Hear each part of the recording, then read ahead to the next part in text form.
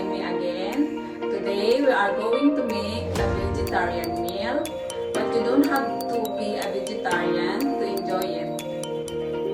Anyway, doctors and scientists recommended everyone should eat at least one meat-free meal a week. But then again, you don't want to be disappointed by meat-free meal, do you?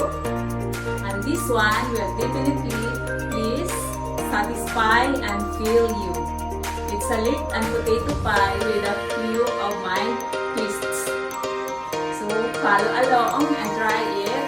I promise you will not be disappointed. Cut up 600 grams of potatoes. Boil for 10 to 15 minutes. Take 3 young leeks and cut into chunks. Saute leeks with a pinch of thyme. Cover and simmer on low heat for 20 minutes. Add salt and pepper. Mix the leek and potatoes together. Season with black pepper.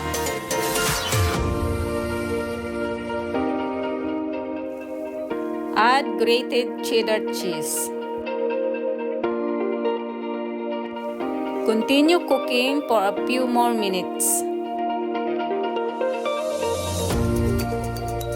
Line a pie-rich dish with shortcut pastry. Trim edges. Prick with fork.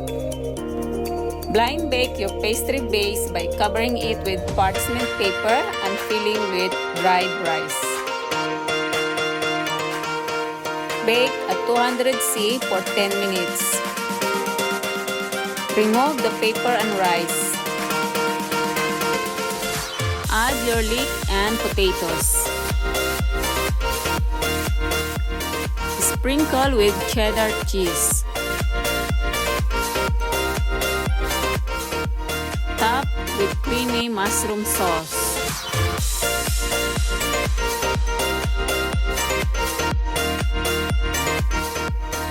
Sprinkle on some dried rosemary. Now, let's make some pastry decorations.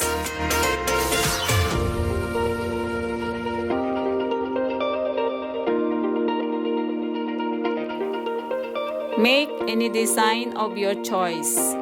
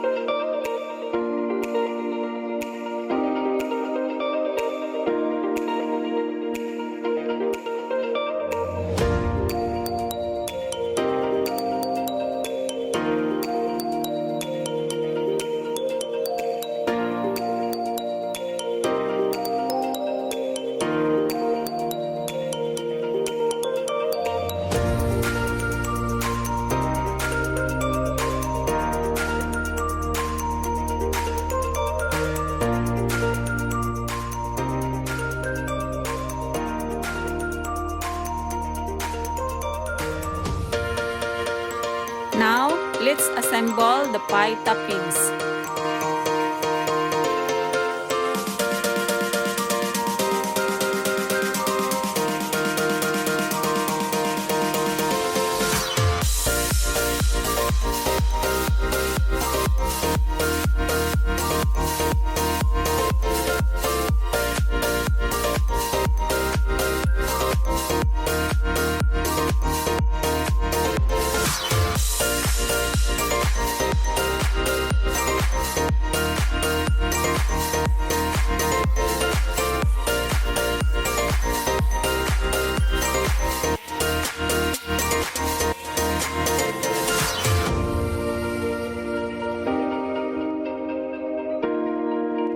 Brush with egg yolk.